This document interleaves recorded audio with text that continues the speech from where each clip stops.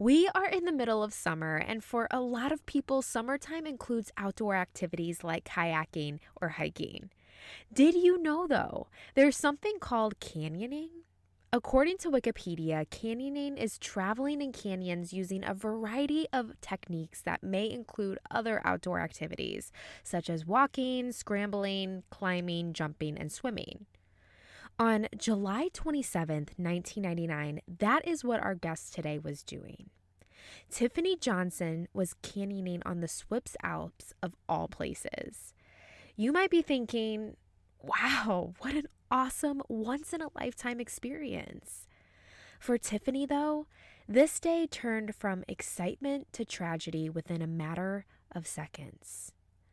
On July 27th, 1999, a flash flood hit the canyon Tiffany and 45 other people were climbing in, killing 21 people in a matter of minutes. This tragedy is known today as the 1999 Swiss canyoning disaster.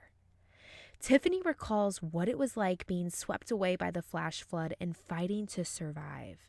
But perhaps the hardest part for Tiffany was when she returned home to Australia, because it was then that she had to start healing herself. Healing not only from immense physical wounds, but also from PTSD and survivor's guilt. This is where the bravery comes in. It requires vulnerable bravery to have to face the scariest parts of yourself. It took years for Tiffany to open up and share what happened that day 21 years ago, almost to the day, but she is brave enough now. In fact, that is the name of Tiffany's memoir, a story of self-discovery, survival, and hope. You're listening to the Cultivating Curiosity podcast, where everyone has a story to share. This is the story of Tiffany Johnson, survivor of the... Okay. State your name and what you do. I am Tiffany Johnson. I'm an author, I'm a speaker, and I'm a podcast host. Tiffany, where did you grow up? Paint a picture for me of the neighborhood you grew up in and the town you grew up in. What was it like?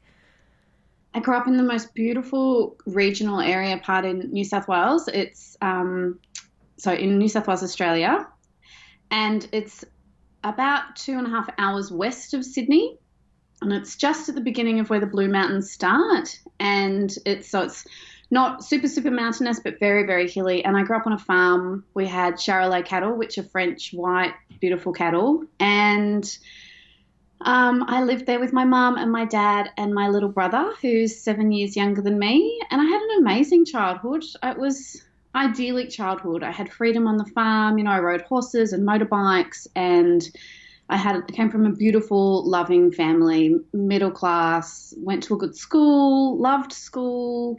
There was always a piece of me, though, that felt like I really didn't belong. And I think that a lot of people who are taking those first steps into adulthood, that sort of 17, 18, 19-year-olds, trying to really work out where they fit in the world. It's such a huge transformation period in your life. And I'd grown up in this tiny little town.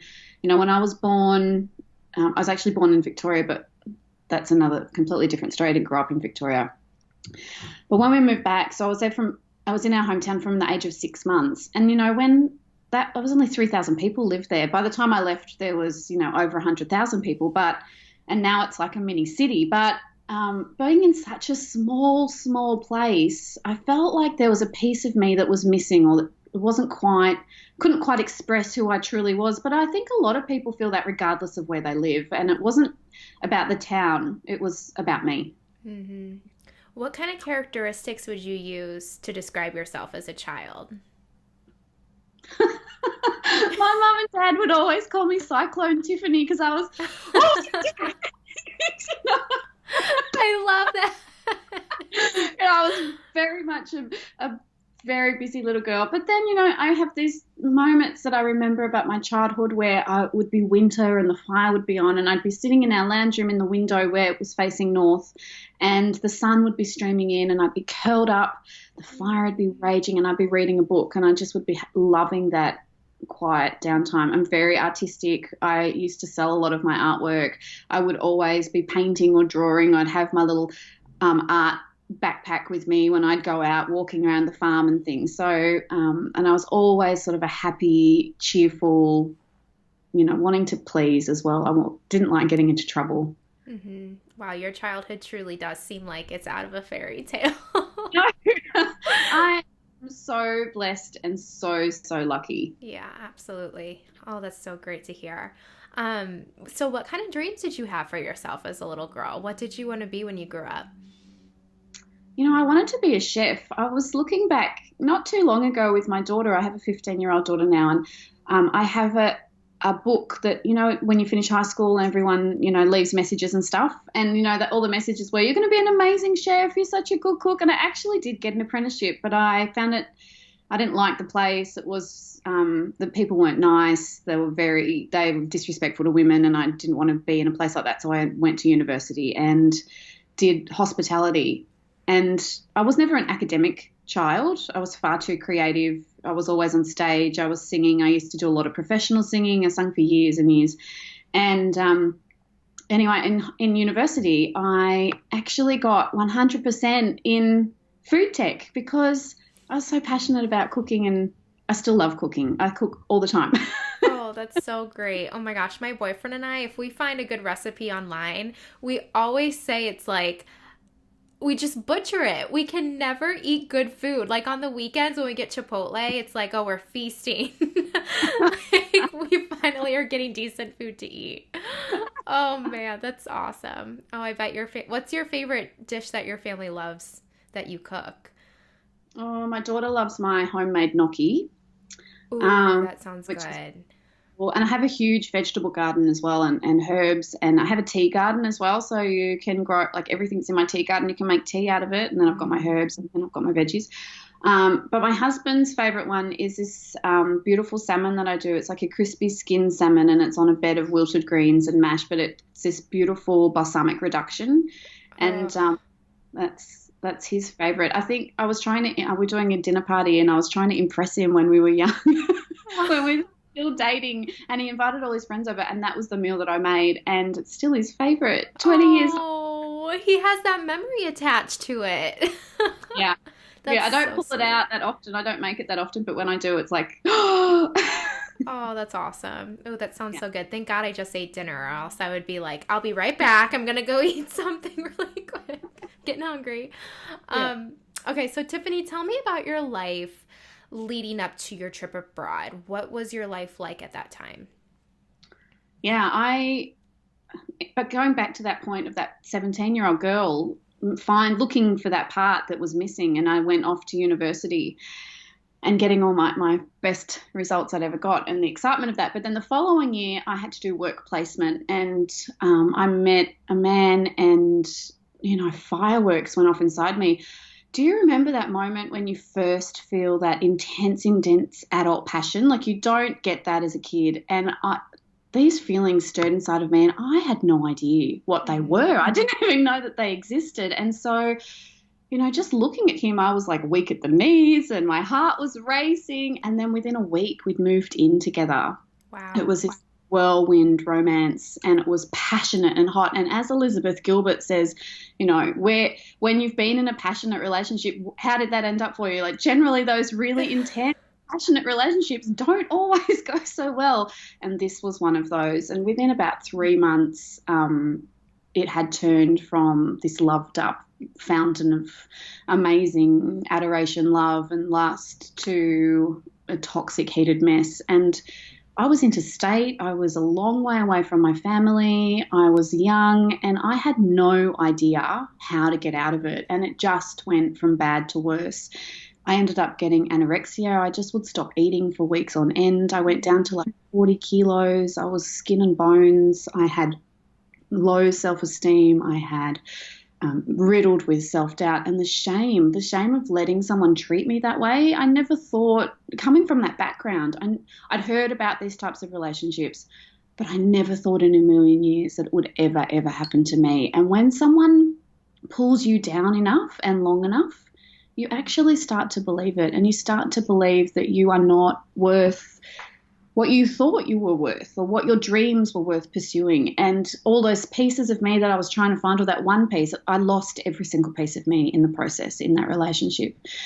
And then my aunt died, and she was the glue that really held my family together. And I was allowed to go home for the funeral. And I went home and I stood back in my childhood bedroom. You know, so much of me had changed. I'd hardly seen my parents since we'd got together. And, I looked in that mirror and I just thought, who are you? What has happened to you? How could this have happened? And I could never tell my parents about it. The shame was too deep and too raw. I didn't want to upset them. There's that wanting to please again. I didn't want to hurt them. And I thought, I need to fix this. And so I started to get a bit of renewed strength, and I went back to the apartment that we were living in, and I found him in bed with two women. And that was a saving grace. My heart was broken, but it was my opportunity to finally leave. Mm-hmm. And I went as far away as I possibly could. And I went and worked on a tropical island. And I didn't trust anybody. I didn't trust myself. I was still riddled with shame. I was drinking too much to hide the pain and the suffering. I'd never told anybody what had truly been going on. And then one night I was walking home from work on a darker part of the island, and it was so beautiful there. It was like something out of a dream, out of a movie. These things don't really happen. And I was kicking up all the orange flowers that were dropping from the trees. And I heard some footsteps behind me, and I sort of turned to look, and there were two men following me, and I was nearly raped, and I escaped.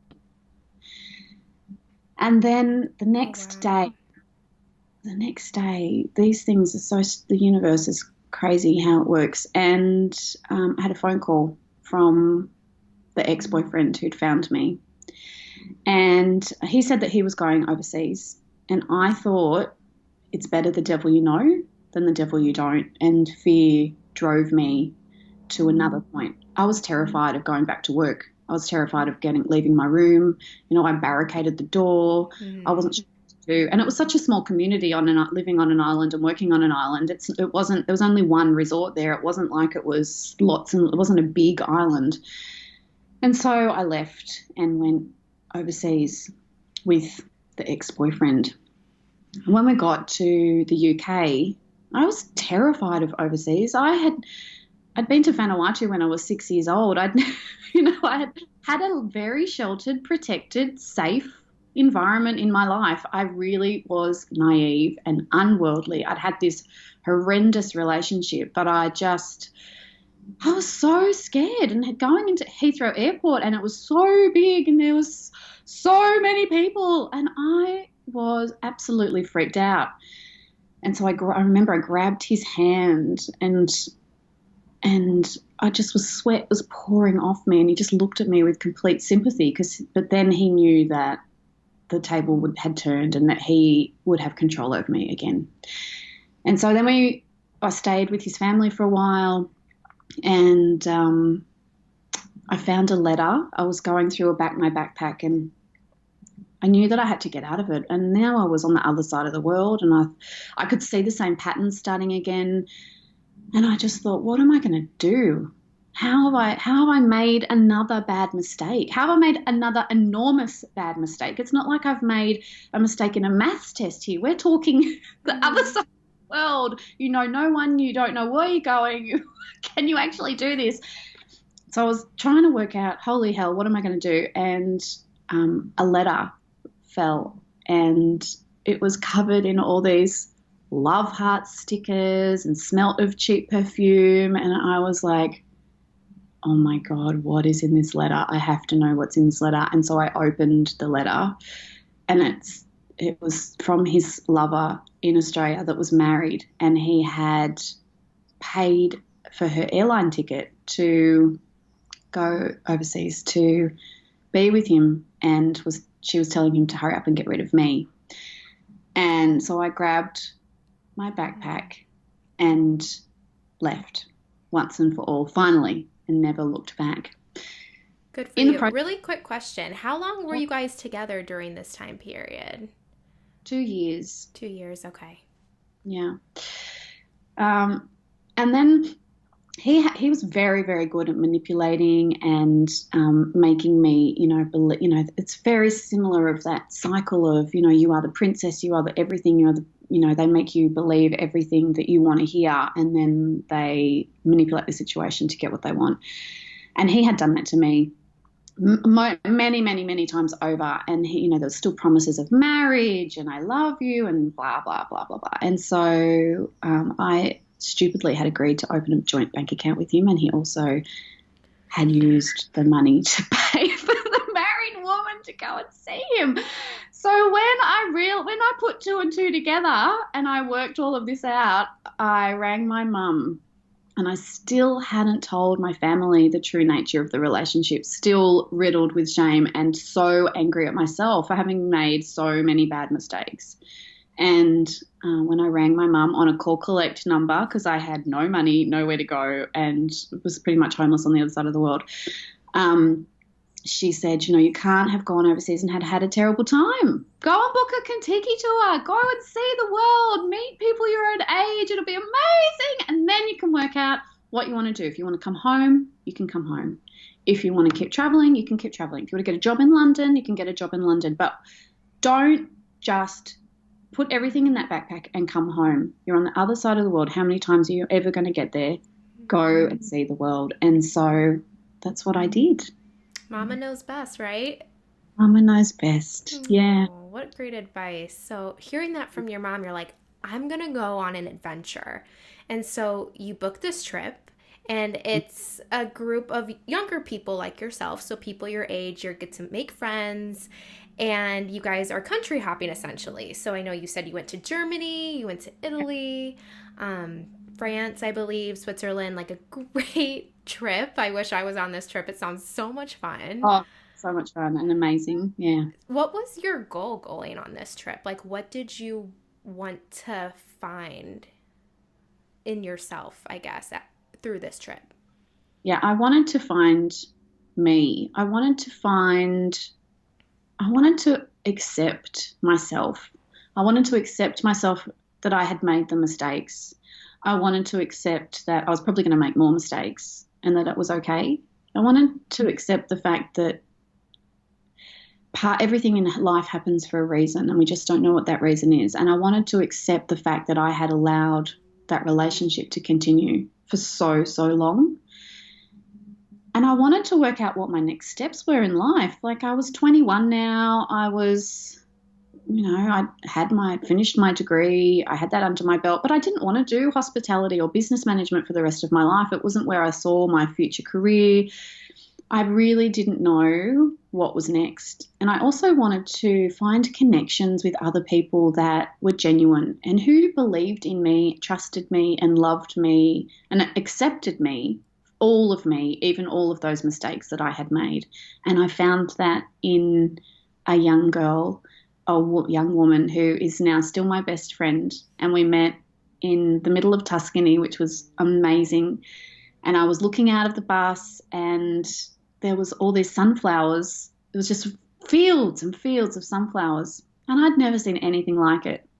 And everyone was asleep on the bus. And I was on this bus trip, traveling on my own. Most people were in groups of friends.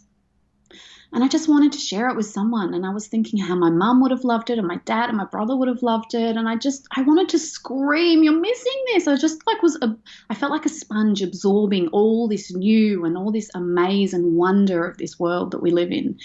And I looked up over the bus seats and like a little meerkat. And another girl did the same at the front of the bus. And I had never spoken to her. And we were probably not even halfway through, maybe a third of the way through the trip. And I sort of said, come up here, because I had a spare seat next to me. And she came and sat down next to me. And we just started talking, and our lives melted out of us. And it was like Anne of Green Gables, when Anne and Diana realised that they're this kindred spirit with each other and her bosom buddy. And I felt like that about this girl, Cassandra. Instantly, it was this instant and amazing, amazing connection. And we have kept that for 20 years, 21 years now. That's awesome. So Yeah, it's beautiful. so beautiful. I don't think I'd ever really witnessed or experienced such an intense bond with someone. And I don't think you always get that in every life we have, if we have many lives or one life. Hmm. Um, but, it was something that I absolutely treasure, the sister that I never had. Oh, that's so great. I mean, traveling really brings that out in people. It really bonds you in a way that you wouldn't Yeah, otherwise. It's a beautiful I think thing. so. Yeah, and I think because as well you're really open. Yeah. You're in a new place, you're experiencing new things, and it's almost like you're prepared to let all of those layers of yourself come away because you want to feel the space that you're in. And so therefore you're more open and more vulnerable and accepting of that. And that was an amazing thing to witness and experience, especially I think at such a pivotal age as well, Mm-hmm. those early adult years. Did Cassandra also go through the Swiss canyoning accident as well?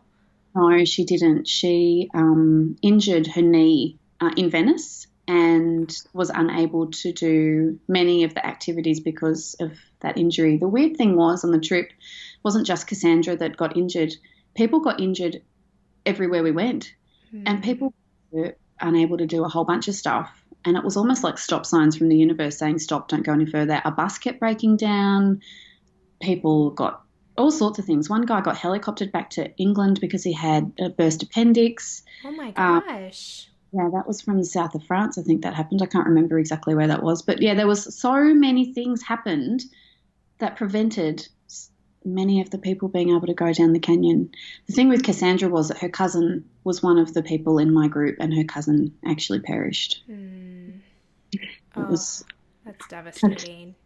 and then because Cassandra was one of the only blood relatives available, she had to identify the bodies. Hmm. It's Yeah. terrible. Was it just her and her cousin traveling together? And another friend of theirs. Okay. Oh, Yeah. that's terrible. Mm. So, Tiffany, I want to talk about that hard day. Please take me through the day, right? Like it's like any normal day to you. You wake up, you're gonna go canyoning in the Swiss Alps, right? Is the Swiss Alps like Yeah. beautiful? I'm sure you're so excited. Walk me through that day. I was so excited. And the day before, I'd just seen snow for the first time. I know that's hilarious, but I come from Australia. It's a very sunny and warm place, and I hadn't seen snow.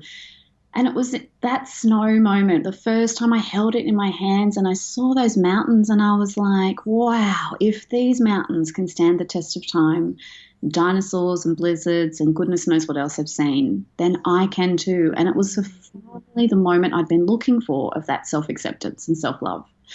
And that night was the first night I hadn't drunk on the tour. I didn't need to drink anymore because I finally felt free, free to be me and accepted all of me. And I felt so excited and so liberated. And I was ready to take life by the horns and absolutely go for it. So when I was about to go canyoning, I had this renewed energy. I mean, I was already cycling Tiffany around Europe, but I was, I was really empowered within myself. And that feeling of self empowerment is something that we should never ever lose sight of because we all have that within ourselves. And I remember getting ready that day at the company Adventure World, and we were putting on our helmets and we wore wetsuits and life vests, and we had little wetsuit shoes as well, and we were all harnessed up. And there was a girl standing next to me who I didn't know. She was from another group, and she had a wedding ring on. And she was putting a Band-Aid over her wedding ring. And her friend said to her, why are you putting a Band-Aid on? And I remember this moment so clearly because I remember thinking, why would you come on a Kentucky tour if you're married? And why are you putting a Band-Aid on your wedding rings? That's weird. And the girl said to her friend, if anything happens, I just want people to remember and know that I was married. Now, in that moment, I had this sensation, a foreboding feeling, a feeling of intuitive, something's not right.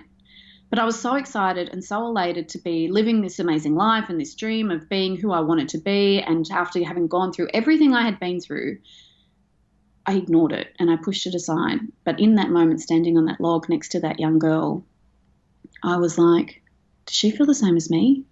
Mm. Why would anything happen? And she actually never survived, and she's never been found. And there's only one person, right, that hasn't been found, and it was her. It was her. Wow. Yeah. Mm. And by now it had started to, it was going to rain. I've got curly hair. Me too. I actually have my hair down today. You can see it. Yeah, beautiful. Thank you.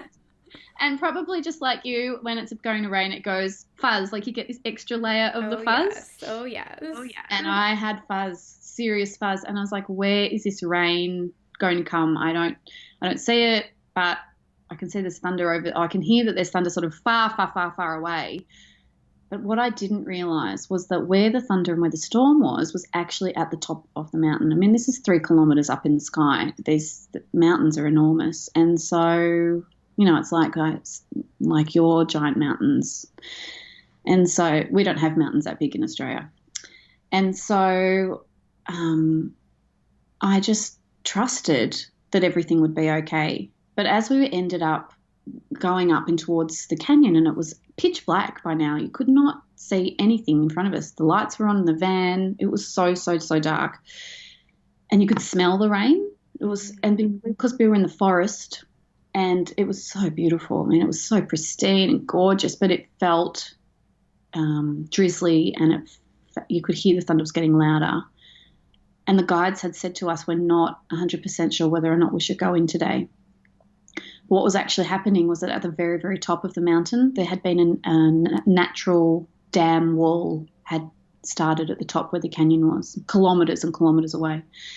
And the storm broke the banks, and a flash flood came down the mountain. So when we went canyoning, we were all super excited. The water was crystal clear. We'd done a couple of rock climbing bits and a couple of abseiling bits.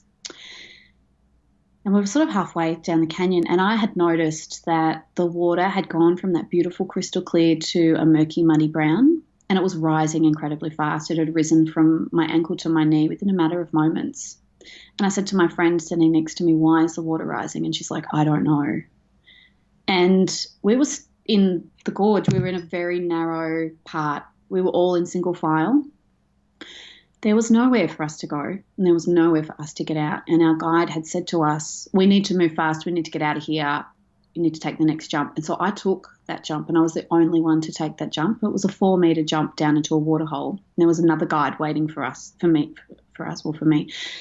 in the waterhole. And as I entered the water, I could hear this sound. It was so loud. It was so, so loud. And I'm normally quite tentative when I'm about to go into a pool or go for a swim. But in that moment, I just literally got up onto the boulder and jumped in. And when I came up, my life jacket had brought me up because the current was so, so strong. And the guide said, reach out to me. And he was yelling at me through the sound of the water. And I reached out to him to grab his hand, and our hands went like that. And I was sucked under the water. It was in that moment that the wall of water came down and hit all of my friends that were standing in that single file.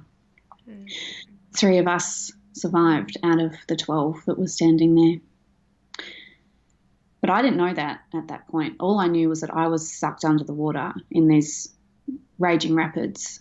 And instantly my father's voice came to me. So growing up in the country, we have drought, we have floods. We're very aware of weather patterns, which is also why I sort of knew that there was going to be some type of rain somewhere, not just my hair, but smelling it and the sensation of the air, and temperature had dropped as well. And I just heard my father's voice saying, if ever you get caught in floodwaters, just relax and stay calm. Water is stronger than all of us. You can never fight it. Just relax.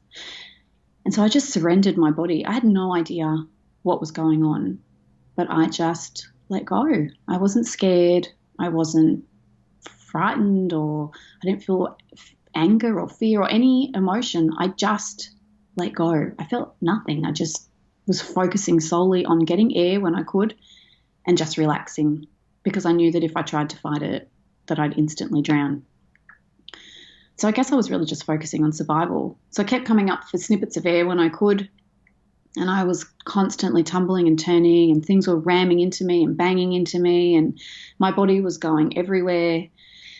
And then eventually I got pushed up into a boulder by a giant log, and it was the first time my head was above water and I could actually see what I was amongst. And I looked to my right and I saw all these bodies floating over the rapids, and I knew that they were dead instantly. And I looked to my left and there was that beautiful bank like the Garden of Eden, but it was just too far away and I knew I could never make it. And in that moment, I had to make the most important decision of my life. And that was a moment, excuse me, it was a moment when it was like a shot in a movie, but it was, my life flashed before me. I saw moments of me as a child being bullied in primary school or junior school. And, I'd been treated so badly by those kids. They were so mean. And that was probably part of my missing puzzle piece as a younger teen trying to work it all out. Then there was bits of me in high school where I really felt like I didn't belong. I wasn't part of the cool girls. I wasn't, I was just a good kid. And I wanted to stay a good kid. But I didn't ever believe that I deserved to be treated that way. And then I saw images of me in that relationship and how badly I'd been treated. And I never wanted to be that girl again. I never wanted to be badly treated by anybody else. I didn't want to feel different to everybody else, but I wanted to feel accepted and loved and cared for and a sense of belonging. And that I felt that with this group of people that I just met. And I wanted to feel that acceptance and empowerment within myself and belief in myself that I'd felt that day on the mountain. And I saw, like in my mind, that moment when I was holding that snow. And I was like, that's me. That's what I want. I want that. I don't want to die here knowing that that had been me. I want this me, the real me, the authentic me. And I had to make a decision. If I stayed by the boulder, would I be hit by another log? Would another boulder come down? Because whole massive boulders were being pushed by the force of this water. It was unbelievable. And I could see them moving. I was trapped looking back up the mountain, and I could see the waves and the rocks and the trees. And I thought, if I stay here, I will probably die. And I don't want to die having been that girl. So I can let go, and I might die again, or not again, but I might die if I let go. But if I let go, I've accepted me and I'm going to be that girl, the me that I love. And so I let go.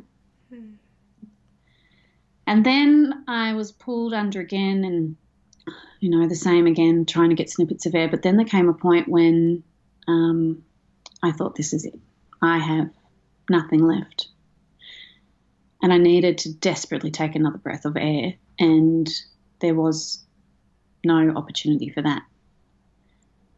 And I thought, it's amazing actually how long you can hold your breath when you really have to. And in that moment I prayed to God, and I prayed to my aunt who died. And I said, dear God, dear Auntie Di, please don't let me die, because if I die, Mum won't cope. Because that mama that I love still so much to this day. And I didn't want to die either for myself. But in that moment, it was amazing. It was either a giant wave or an angel from heaven above. I have no idea how this happened. But I actually shot up out of the water, and I was about to face an enormous, enormous waterfall. And in that moment, I actually swore, because I didn't think that I would survive going over that waterfall. And it was like a sensation of free fall flight, like falling out of an aeroplane. And when I came up for air again, I was in this tiny little alcove next to the waterfall, and there was no rapids. The water was clear again. It was only maybe a metre wide, the entrance into this little alcove. And I tried to swim to the edge, but my legs wouldn't work. And I was exhausted. I didn't know you could be that exhausted. it was more exhausting than childbirth, and I've done that twice now, and that's pretty exhausting. But this was even more exhausting, and I was I was like, I've just got to get to the edge. And so I used my arms to make my way to the edge. And I kept grabbing onto the grass to try and pull myself up, but it was so wet and I was so wet that my hands just kept slipping through these blades of grass and there was nothing to hang on to pull me out.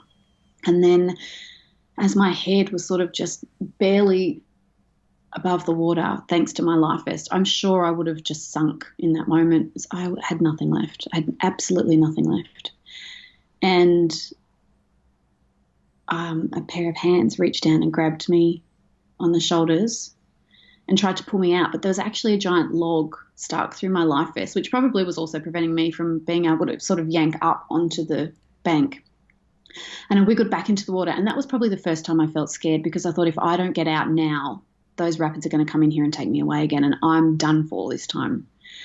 And I wiggled back into the water and I pulled the massive big branch out. It was huge. It was like, I don't even know how it stuck through there. And then I yelled out, go. And this person yanked me up onto the bank, and my legs were still sort of in the water, and I was lying there panting. And I looked up and it was one of my friends that had also survived. And I just laid there in shock. And one of the other people that had also washed up into that area was screaming and grabbing onto his leg. And I thought he must have had a broken leg, but I was incapable at that moment to really do anything. I just sort of laid there.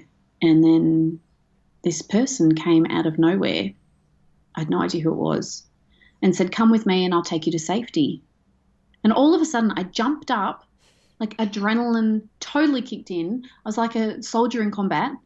And I was ordering everyone around, bossing everyone around. We've got to get out of here. Come on, let's go, let's go, let's go. And basically ran up a mudslide on a mountain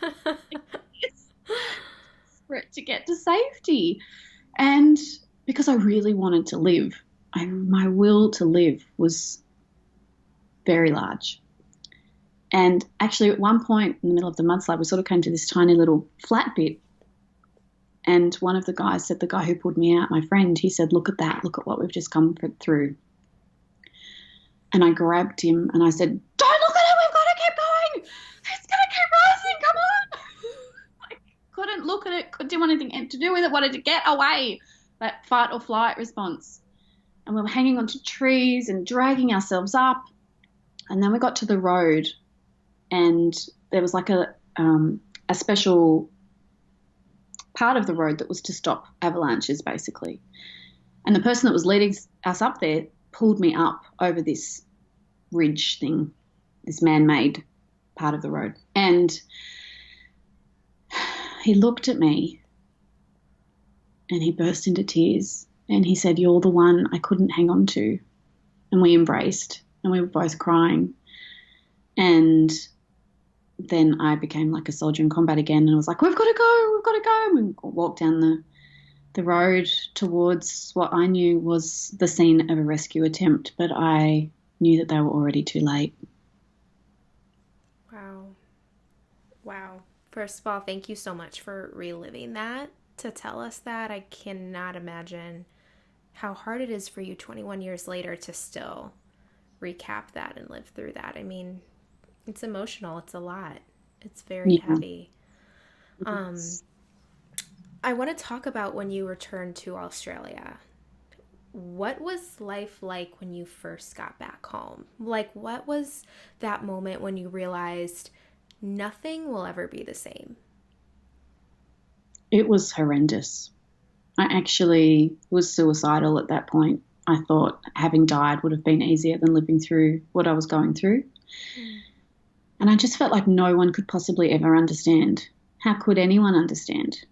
How could anyone understand what I had been through, or what I'd seen, or the emotional side of it, how I had felt?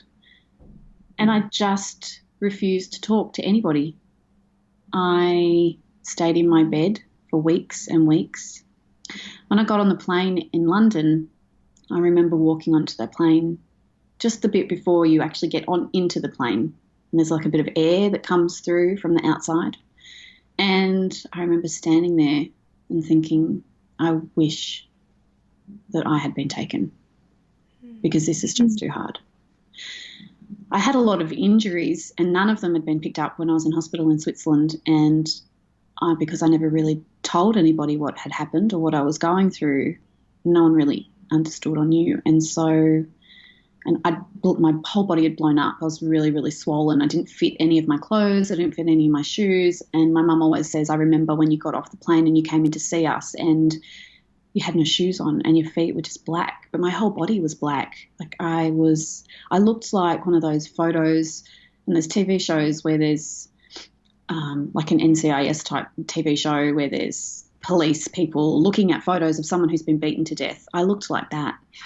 What did your family do when they saw you for the first time getting off that plane?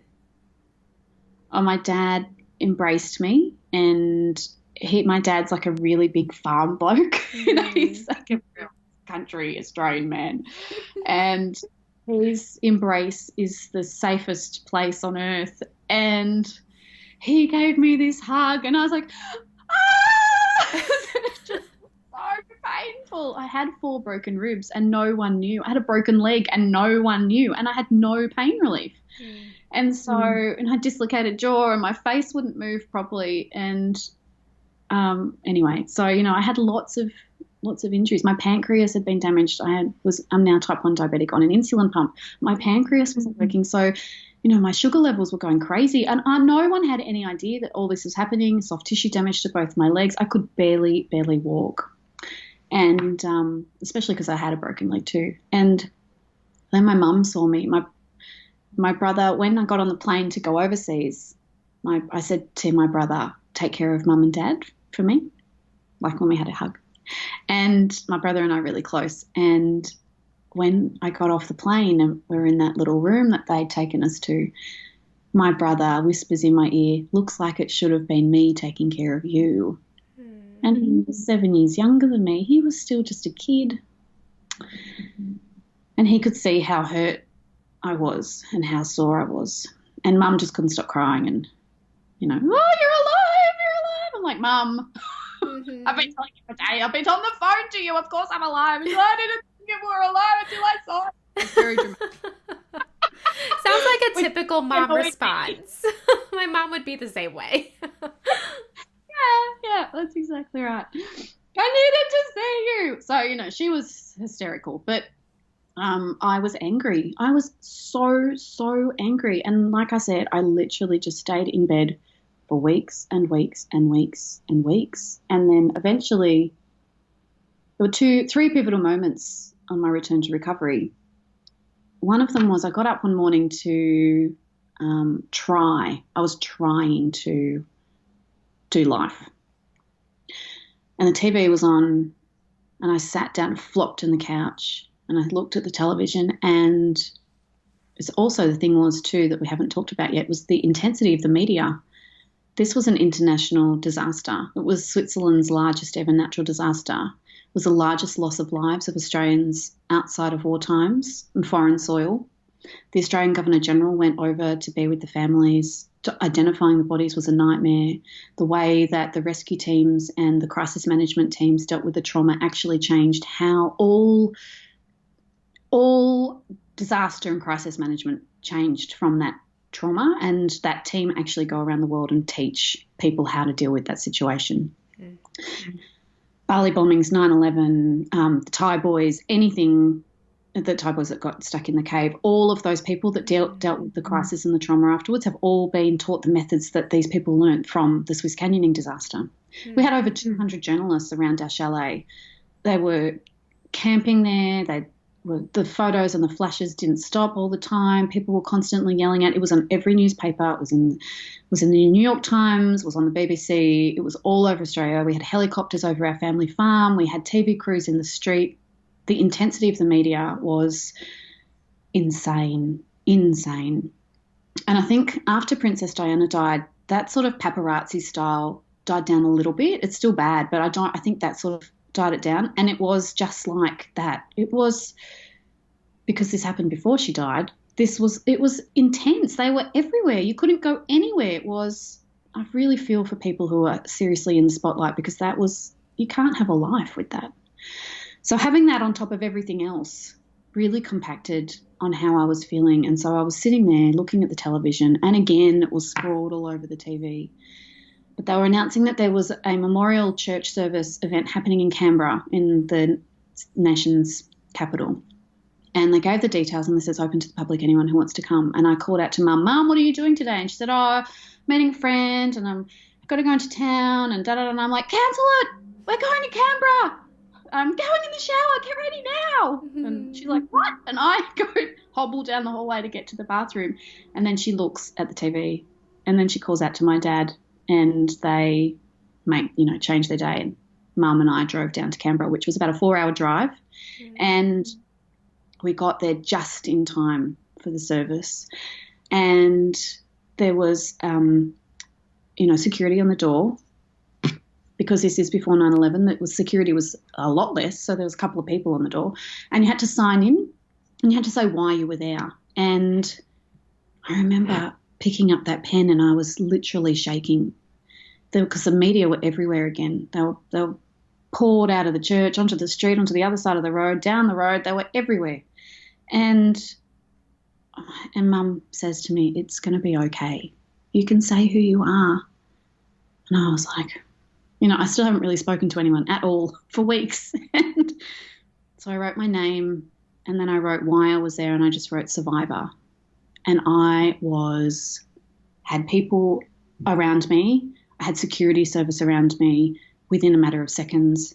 I was chaperoned to a separate part, and I met the opposition leader, I met the Deputy Prime Minister, I met all of these parliamentarian people, because I was one of the 6 people that had been in hospital. I was one of the ones that had been washed away, and I was one of the ones who had truly experienced what had happened in the water. Not to say that the other people who survived hadn't, they had too, but all of our experiences were horrendous and terrible. But I was also the only survivor that was there. And that was a massive moment for me, because I was actually saying, this happened to me, whereas I couldn't tell anybody before. I couldn't talk about it. And then another moment was my mum was getting really worried about me because I wouldn't get out of bed. And she made a phone call to a girl she'd never met, and her name was Cassandra. And my mum was crying on the phone to her, saying, I don't know what to do. I can't get her out of bed. Please, will you come up? I'll pay for your flight. Please, will you come to Sydney? Excuse me. And Cassandra had just left her cousin's funeral in Victoria, and she turned around, hopped on a plane, and came to be by my side. And I finally was able to start to let things out and let things go. And it was with that love and support and understanding that I was really able to go, okay, we need to move forward somehow in life. I have no idea how I do that. How do we do that? How do I live now? How do I? I want to talk, Tiffany, about what you suffered mentally, not only these horrifying physical injuries, but also, in my mind, mental injuries, right? Like you say you had PTSD, and you say you had survivor's guilt. And I want to talk a little bit about survivor's guilt, because I don't think, and I'm just talking personally here, since I've never been in a traumatic experience, I can't imagine having survivor's guilt, having survived it. Like, initially, someone who doesn't go through something horrifying like you did, I think our naive mind is like, why would she feel guilty? She just went through that horrible thing. She should just be grateful to be alive. But I know that survivor's guilt is such a real thing. Talk to me a little bit about that. Oh, it's tough. It is so, so tough. So many things go through your mind. And I had terrible flashbacks and nightmares for years and years and years. I still sometimes have nightmares, but very rarely, very, very rarely, but sometimes. You ask yourself questions. You ask why. Why was I left? Why did they die? Why did I not die? I should have died. Why didn't I die? And then when you find pleasure in things, you feel terrible because they don't get to feel pleasure in those things because they're not here anymore. Mm-hmm. And so you're living your life, you're out seeing friends, you're doing something that you enjoy, you're finding pleasure in the everyday, and they aren't because they're not here. And there's this whole thing on, and mother's guilt as well. You know, you feel bad because you've gone to work and your children are in care, or you feel bad because you fed your kids toast for dinner because you're exhausted because you've been working all day, or you feel bad because you feel that you should be doing a better job as a mother or whatever. But survivor's guilt is 100 million times worse than that. And I've had both. And it's because someone else has died and you haven't survived. You have survived. They haven't survived. That you just wonder why you were not killed or why you were not taken or why you did not die. What made it different? Why should you have been? What's so good about you? It's that negative voice in your head that so many of us have for so many different reasons, but it's amplified because there's death involved from somebody else that you cared for.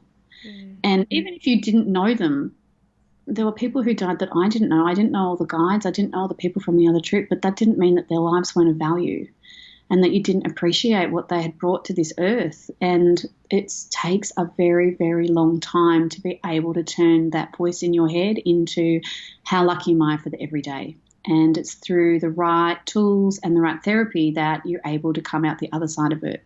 But it really does, you really do question yourself on everything.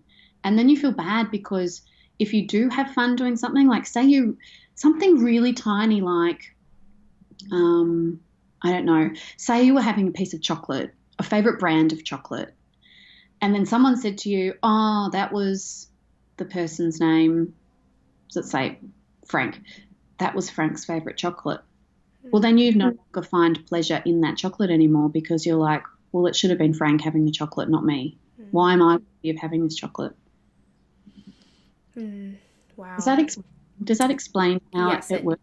It does. Thank you so much. I mean, I had a feeling that's what it was about, but I wanted to hear it from you because you had firsthand experience with it. And it's just, wow. It's like one thing compiling on top of another, on top of another. Like if you didn't already have these physical injuries and PTSD, now you have survivor's guilt. Like it really was the storm after the storm that you had to go through. And I want to talk about the healing methods that you used to start healing. It's taken 21 years. This is the 21-year anniversary of the accident.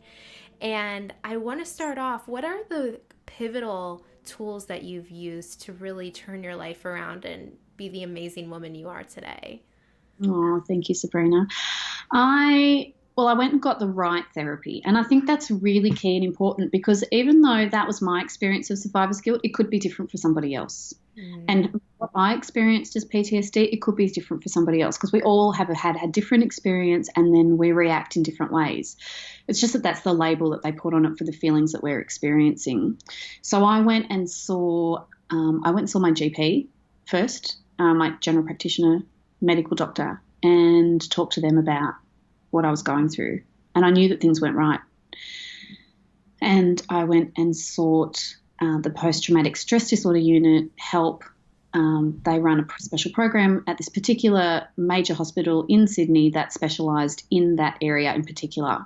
I had gone to another psychologist and she had said to me, oh, I know I only really deal with divorce, but I'll give it a go. And I thought, no, you won't. For me. So the key is to see the people who specialise in what you're going through. So if you need grief counsellor, see a grief counsellor. If you're needing career counsellor, see a career counsellor. If whatever you're going through, see the right person. You don't go and see an eye doctor for your teeth. You go and see the dentist for your teeth. It seems so simple, but it's like really when you find that right person, it is a game changer. Yes. So, and I quite often use that analogy, you don't go and see an oncologist for your feet. Yeah. Go and see a podiatrist for your feet. So go and see the right person. And they were amazing. That was my biggest, and it took a lot of guts to go there too. I still didn't really want to talk to anybody about it. I didn't want to tell anybody about what I'd been through. I still was like in a cocoon of hell Mm. And that when I first went to there, I was in there for hours, and I was telling them what had happened, and oh, this happened to me, and that happened to me, and da da da da. And they're like, okay, next week when you come, you're going to have to sit in that chair, and you're going to close your eyes, and then you're going to tell us what happened. And I was like, okay. And they said, and then you're going to tell us how you felt at every single step of the way. And I was like, That's the hard part. That's the scary part. Really breathe for a week. I was like, I just have to get this over. Yeah.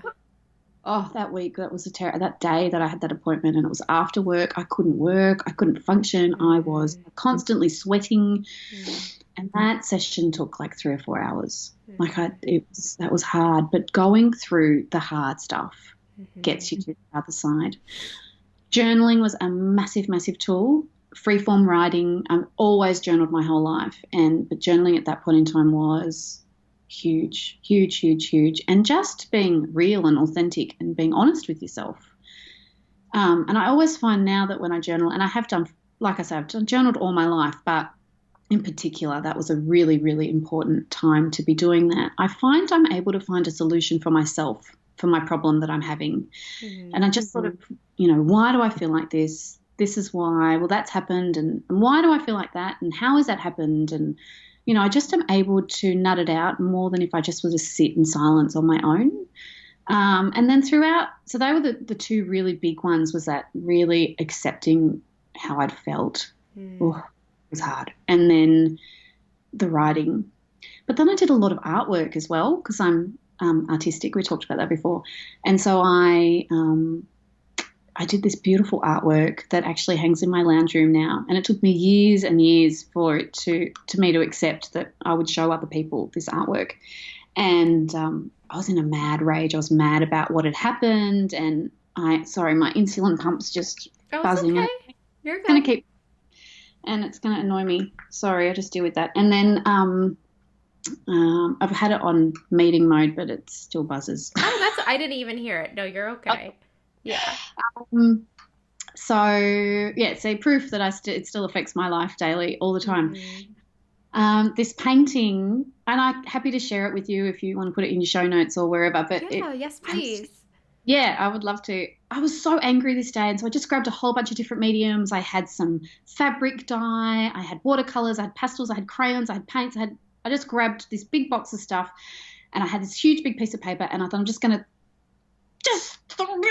get it out of me. And so I threw all this water on the paper, and I was throwing dye on the paper, and the wind picked up the paper and flew it across the yard.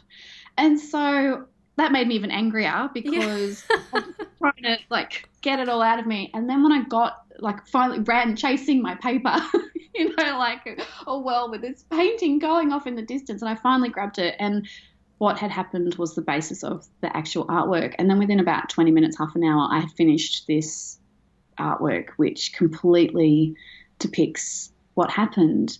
And it's this beautiful blue coming down. It's the water coming down the mountain. And then there's the trees and the green in the background. And then in the middle is this big splat of red where everyone's died.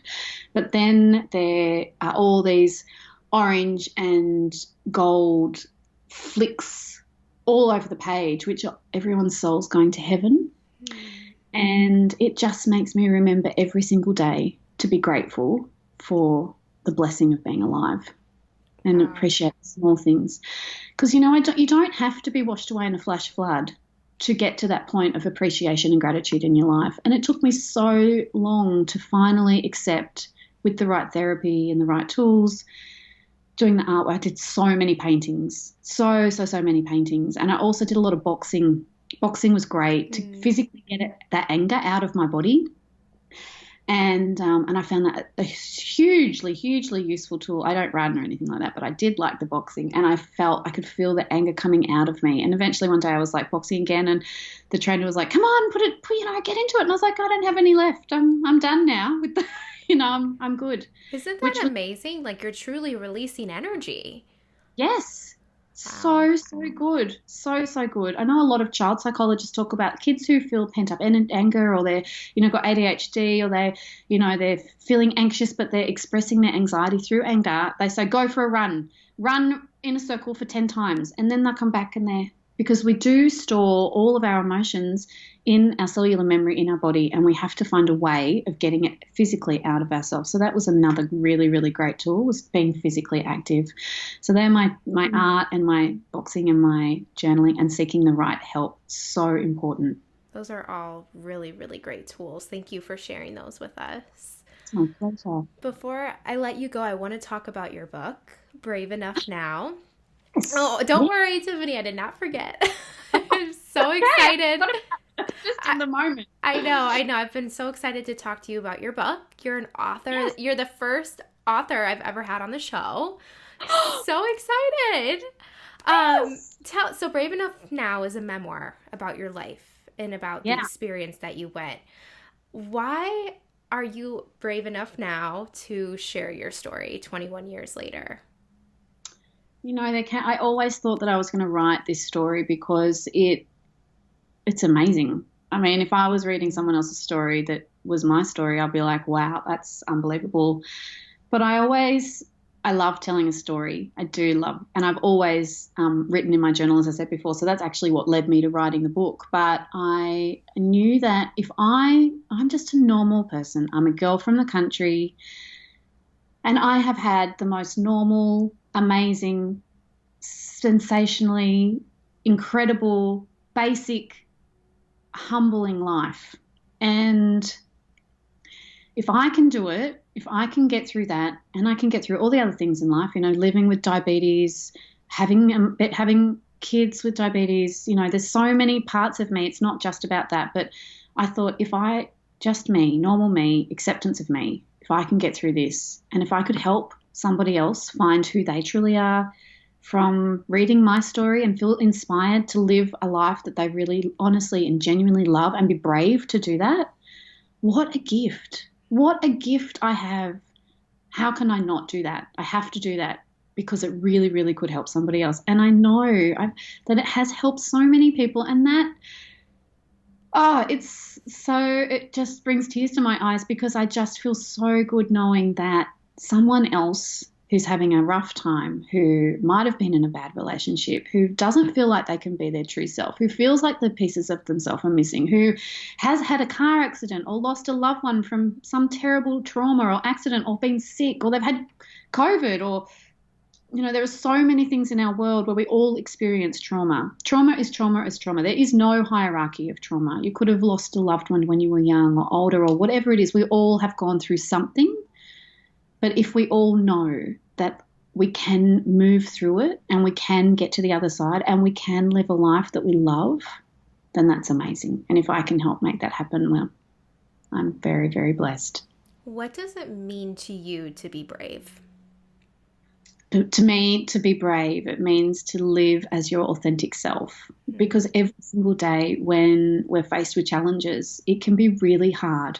And we have to be true to who we genuinely are, like that moment in the canyon when I made the choice to be me and be proud of who I am and honor who I was and be brave to be me. It really is all about being authentic in this life and being who you truly are. I think when a lot of people think of bravery, they think of something grand that they have to do, you know, that like one big risky thing, that once in a lifetime thing.